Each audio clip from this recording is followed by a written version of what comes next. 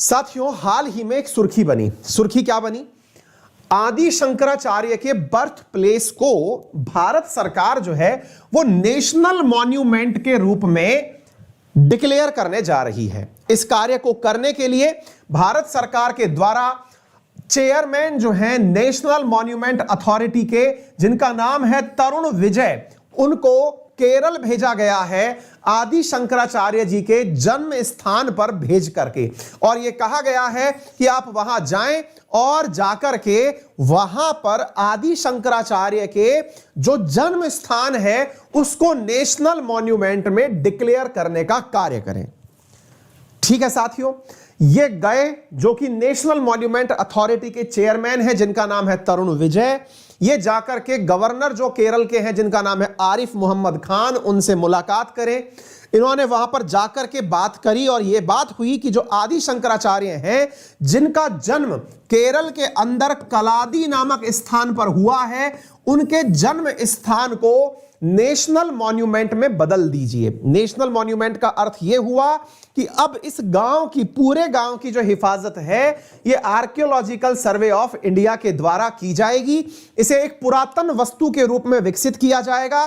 भारत में लगभग 3,500 आज ऐसे मॉन्यूमेंट अवेलेबल हैं जिनका आर्कियोलॉजिकल सर्वे ऑफ इंडिया जो है वो मैनेजमेंट करता है। ये न्यूज है, आप यहां पर देख सकते हैं। ये न्यूज की डिटेल है कि नेशनल मॉन्यूमेंट अथॉरिटी के चेयरमैन जो हैं, इन्होंने गवर्नर केरल के जो हैं आरिफ मोहम्मद खान, उनसे मुलाकात करी और मुलाकात करके यह कहा कि नेशनल मॉन्यूमेंट अथॉरिटी के रूप में हम इस जगह को प्रिजर्व करना चाहते हैं जहां पर आदि शंकराचार्य जी का जन्म हुआ था, और इसको करने के लिए हम जिस रूल का उपयोग लेना चाहते हैं वो है archaeological site and remains act 1958।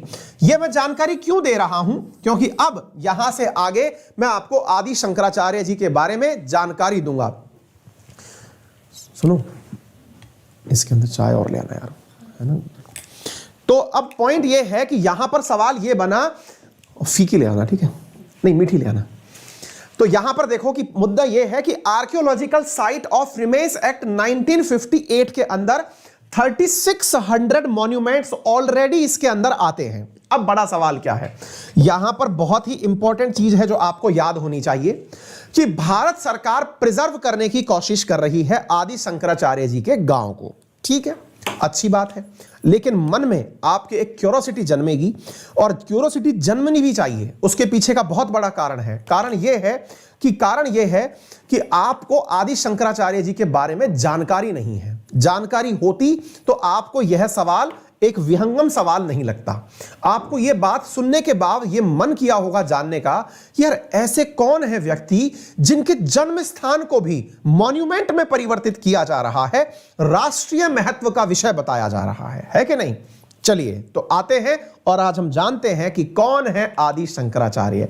यानी कि हम आपके सामने आज हिस्टोरिकल सिग्निफिकेंस डिस्कस करने जा रहे हैं एक ऐसे महापुरुष का जिसकी वजह से आज का जो सनातन परंपरा के साथ में जो हिंदू धर्म चल रहा है ये सरवाइव कर रहा है। ही वॉज द पर्सन जिन्होंने आज जिस आप हिंदू धर्म या माइथोलॉजी या फिलॉसफी या संस्कार को फॉलो करते हैं उसके प्रवर्तक के रूप में आप उन्हें याद रख सकते हैं, आज के सर्वाइवर के रूप में आप उन्हें याद रख सकते हैं।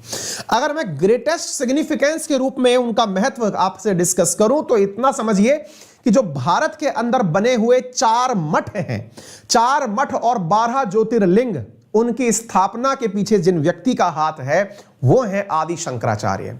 अगर मैं बात करूं कि भारत के अंदर गीता या उपनिषद का जो ज्ञान है उस पर टीकाएं लिखने के लिए या लोगों के अंदर विचार प्रवर्तित करने के लिए जो व्यक्ति जाने जाते हैं वो है आदि शंकराचार्य। नाम से ऐसा लगता है कि पता नहीं ये कितने उम्र के व्यक्ति रहे होंगे, लेकिन जान के आपको अचरज होगा कि ये मात्र 32 साल की उम्र में स्वर्ग सिधार गए।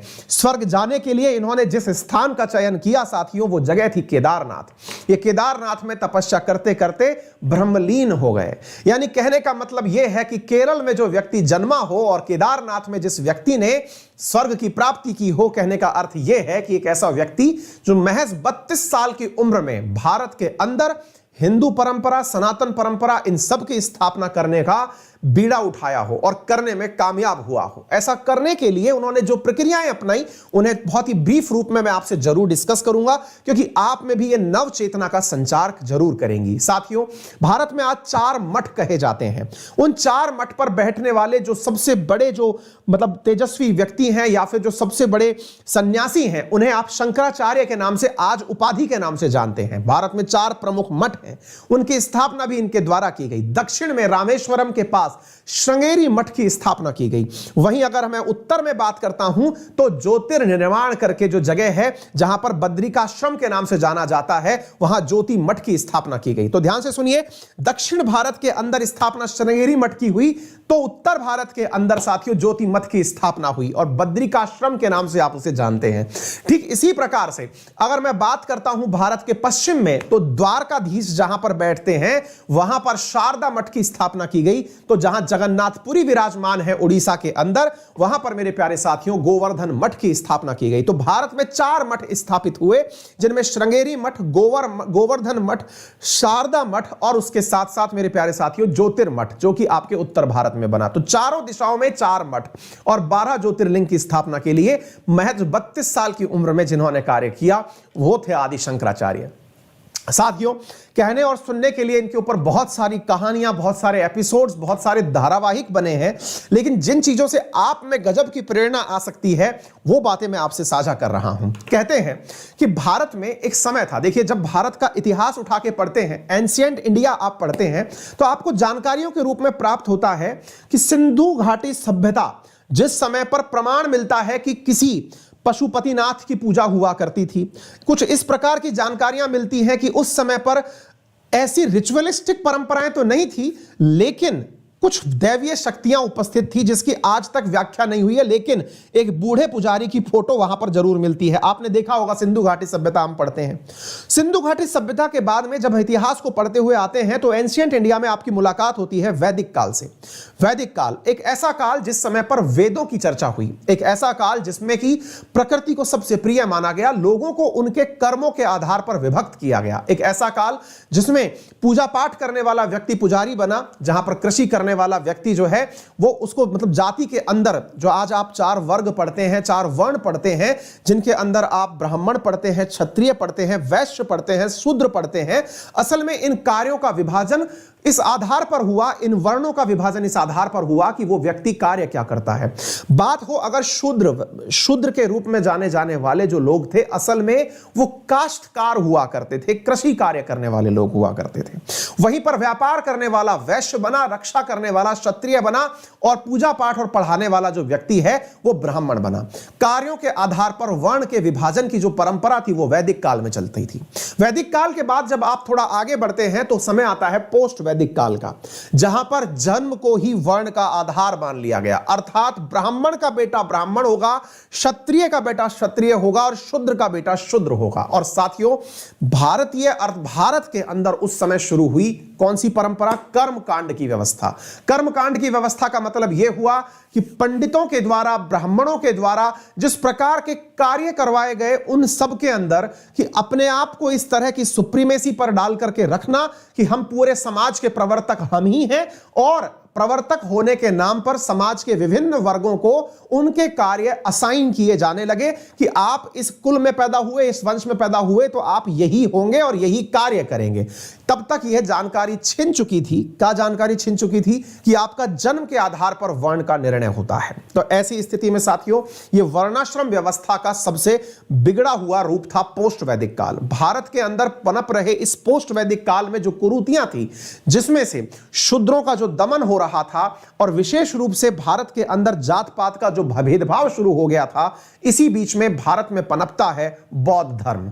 असल में बौद्ध धर्म पनपने का जो सबसे बड़ा कारण था, वो इतिहासकारों का मत है कि भारत में जो पहले से पोस्ट वैदिक काल में चली आ रही परंपराएं थी, उनके अंदर जो ऊंच नीच का भाव पैदा हो गया था, जात पात का भाव पैदा हो गया था, उस भाव से निपटने के लिए ही जो व्यवस्था उत्पन्न की गई थी, वही व्यवस्था बौद्ध धर्म के अंदर सबसे ऊपर निकल के आई। क्योंकि बौद्ध धर्म के अंदर जो सबसे इनिशियल रूप निकल के आया वो ये था कि यहां पर जात पात जैसी कोई चीज ही नहीं होगी। गौतम बुद्ध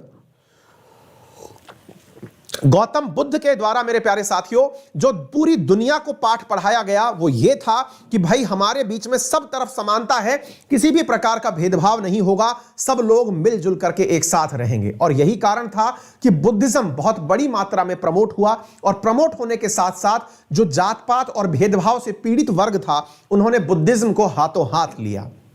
बुद्धिज्म फैला और साथ साथ जैनिज्म फैला।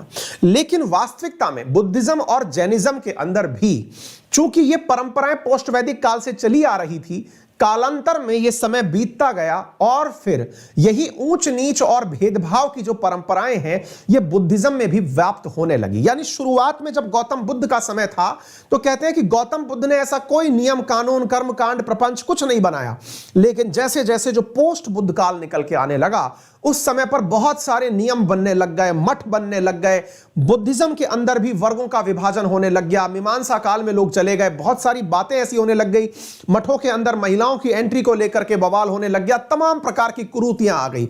बौद्ध धर्म को बौद्ध अनुयायियों के द्वारा ही बिगाड़ दिया गया। यही कारण है कि आज भारत के मेनलैंड इंडिया में आपको बुद्धिज्म को मानने वाले लोग बहुत कम मिलते हैं। साथियों, बुद्धिज्म के अंदर बहुत सारी अवनतियां आती जा रही थी, बहुत सारी मतलब कुरीतियां बुद्धिज्म के अंदर एंटर कर रही थी। और उसी समय पर आदि शंकराचार्य का जन्म होता है कलादी नामक स्थान केरल पे। कहते हैं कि आदि शंकराचार्य के जो माँ बाप थे ये भगवान शिव शंकर के बहुत बड़े भक्त हुआ करते थे।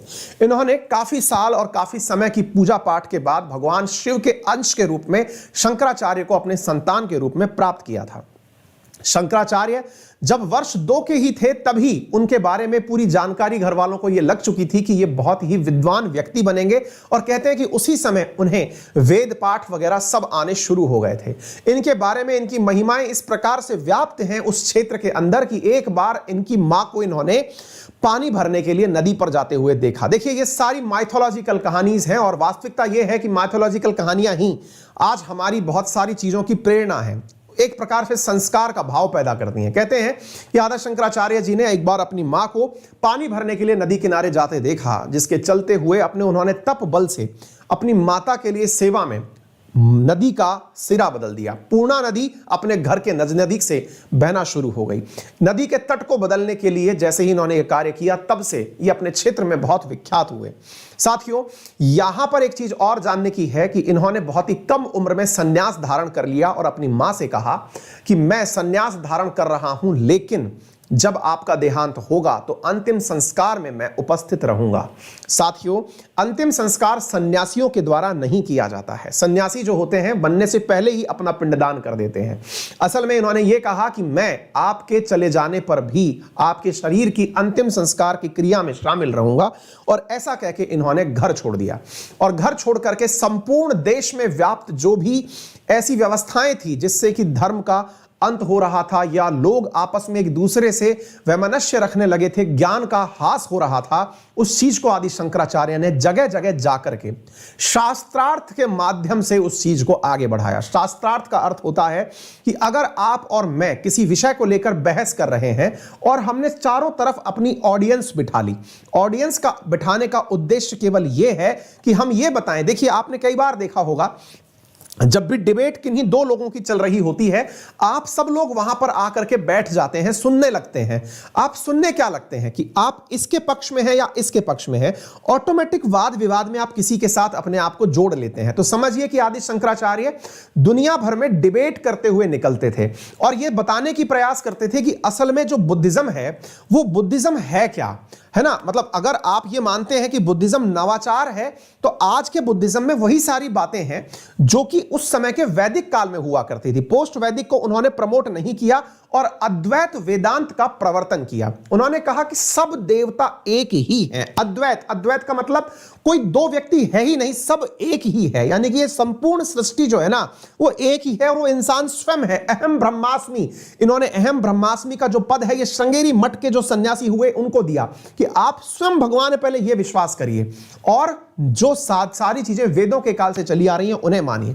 इस प्रकार से इन्होंने संपूर्ण भारत के अंदर एक डिबेट कल्चर शुरू किया और उसके माध्यम से लोगों में वापस वैदिक काल के प्रति आस्था प्रकट करी। कहते हैं कि आदि शंकराचार्य के डिबेट से प्रभावित होकर के बहुत से लोग वापस मूल रूप में लौटने शुरू हुए, वापस हिंदू परंपरा, हिंदू सनातन मान्यताओं को मानने के लिए लौटना शुरू हुए।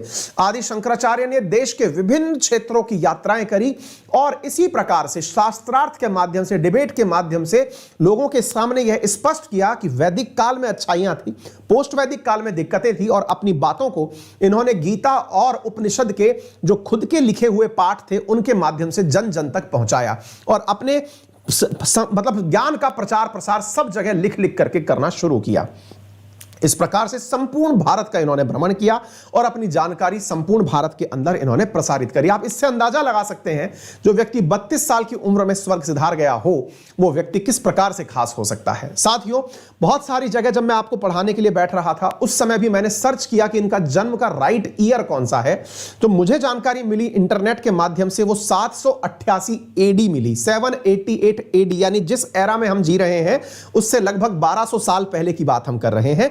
788 एडी में इनका जन्म हुआ और 820 एडी में इनका स्वर्गवास हुआ, यानी कि यह मतलब भ्रमली है कि मां से किया हुआ वचन निभाने के लिए इन्होंने अंतिम संस्कार की प्रक्रिया में कलादी में आकर के वापस जगह प्राप्त करी। कलादी वापस आए और आकर के अपनी मां के स्वर्गवास की जब हुई तो उनका अंतिम संस्कार पूर्ण किया और अंतिम संस्कार पूर्ण करने के कारण आज भी कलादी में यह परंपरा है जिसको कि सरकार के द्वारा नेशनल मॉन्यूमेंट बनाने की बात चल रही है। वहां यह परंपरा है कि आज भी लोग अपने घर के आगे ही, क्योंकि शंकराचार्य जी ने अपनी मां का जो अंतिम संस्कार किया वो घर के सामने किया, इसी प्रकार से आज वहां का हर व्यक्ति अपने घर में अगर किसी व्यक्ति का देहांत होता है तो उसका जो अंतिम संस्कार है वो घर के सामने ही करता है। यह परंपरा आज भी है। तो नेशनल मॉन्यूमेंट के रूप में उस जगह को सरकार विकसित करने जा रही है।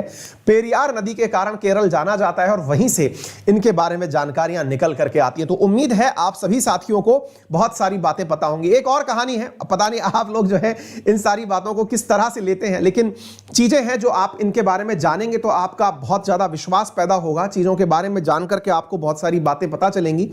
तो कभी इनके बारे में और जानकारी प्राप्त करिएगा। मैं आज बहुत सारा इनके बारे में पढ़ा, एक आंवला के बारे में जानकारी पढ़ा। आंवला, जिसको आप आंवले का तेल जो है ना बहुत फेमस होता है, किस कौन सी कंपनी का पता नहीं, आंवला जो खट्टा खट्टा सा होता है। कहते हैं कि एक बार ये इस तरह की किसी यात्रा पर निकले थे। यात्रा पर निकले तो एक ऐसे गरीब घर में गए जहां पर कि खाने के लिए एक आंवला था। इन्होंने उस आंवले को अपने भोजन के रूप में स्वीकार किया और उस घर पर आंवलों के सोने के आंवले बरके बरसने शुरू हुए। बहुत सारे चमत्कार इनके सब तरफ व्याप्त हैं। इनकी जिस तरह की डिबेट रही हैं वो बहुत सारी जगह पर चर्चित रही हैं, ठीक है ना। तो फिलहाल के लिए इनके बारे में जानकारी मैंने आपको काफी सारी दे दी है। जो आपको इनसे जुड़े हुए सवाल पूछे होने चाहिए वो ये है कि कालरी नामक स्थान पर इनका जन्म हुआ था और ये जानकारी प्राप्त आप अभी से रखिएगा, और वो ये है कि इन्हीं को लेकर के हिंदू कल्चर के अंदर जो आज का हिंदू कल्चर है वो इन्हीं की देन माना जाता है। शंकराचार्य जो हैं वो यही है और इन्हीं की वजह से सारी चीजें निकल करके आती हैं और इसी वजह से नेशनल मॉन्यूमेंट बनाया जाने की बात हो रही है, ठीक है ना। तो उम्मीद है सभी साथी इस बात को बेहतरीन तरीके से समझ गए हो। ये सारी बातें मैंने आपको बताना शुरू किया था, ठीक है ना। कालादी में इनका जन्म हुआ था और ये ब्राह्मण परिवार के अंदर पैदा हुए थे। शिवगुरु नाम्बुदरी के घर में पैदा हुए थे, ठीक है ना। चलिए, तो उम्मीद है सभी साथियों को यह जानकारी समझ में आई हो। सेशन को शेयर करिएगा सभी साथियों के साथ में, और अगर पसंद आ रहा हो तो लाइक जरूर करें। चैनल पर नए हैं तो अभी सब्सक्राइब कर लें, ठीक है। मिशन के लिए मैं जानकारी दे दूं, जो भी विद्यार्थी मेरे साथ मिलकर के एसएससी, डिफेंस, रेलवे या फिर स्टेट पीसीएस जिसमें कि इंडियन पॉलिटी पूछा जाता हो, उन एग्जाम्स की तैयारी करना चाहते हो, SSC CGL, CHSL, JEE, steno phase A, phase 9, इन तमाम एग्जाम्स जिनमें कि इंडियन पॉलिटी डिटेल से पूछा जाए, हिस्ट्री, ज्योग्राफी पूछा जाए, और स्टेट पीसीएस और डिफेंस वाले विद्यार्थी ध्यान दें, उनके लिए हमारी क्लासेस वीकेंड पर चल रही हैं। यदि आप चाहते हैं तो इन क्लासेस को use my referral code Ankit 10 join करके एसएससी कैटेगरी में ज्वाइन कर लें। मेरे रेफरल कोड के साथ होने वाली फ्री क्लासेस भी आज शाम 7 बजे आपको अनअकैडमी के लर्निंग प्लेटफॉर्म पर उपलब्ध हो जाएंगी। यदि आप में से कोई भी विद्यार्थी हमारे साथ जुड़कर अनअकैडमी पर पढ़ना चाहता है तो अनअकैडमी पर उपलब्ध सब्सक्रिप्शंस में आप 10% का डिस्काउंट अंकित 10 रेफरल कोड लगा के प्राप्त कर सकते हैं। अंकित 10 रेफरल कोड लगा करके आपको अनअकैडमी पर कोई भी सब्सक्रिप्शन, चाहे UPSC, state PCS, SSC, banking, railway जो भी हो, वहाँ पर 10% का डिस्काउंट इमीडिएटली प्राप्त होता है। इसके लिए आप अनअकैडमी का लर्निंग एप्लीकेशन अपने मोबाइल में डाउनलोड कर लें या वेबसाइट से भी आप इसे परचेज कर सकते हैं। 12 महीने का सब्सक्रिप्शन 46,000 में आपको दिया जाता है। रेफरल कोड अंकित 10 लगाएंगे तो 10% का अतिरिक्त डिस्काउंट आपको इसके साथ प्राप्त होता है। ठीक है, बात हो अगर एसएससी की, सेम इसी प्रकार से आप एसएससी के अंदर 24 महीने का सब्सक्रिप्शन जो है वो 7800 रुपए में ले सकते हैं। अंकित 10 यूज करने पर 10% का डिस्काउंट वहां पर भी आपको प्राप्त हो जाता है। ठीक है, फिलहाल के लिए इतना ही। अपना ख्याल रखें, बड़ों का सम्मान करें, छोटों को प्यार दें और अपना व्यक्तित्व इस प्रकार से विकसित करें कि महिलाएं आपके साथ सुरक्षित महसूस करें। याद रखिए, आज शाम को 7 बजे आपकी फ्री स्पेशल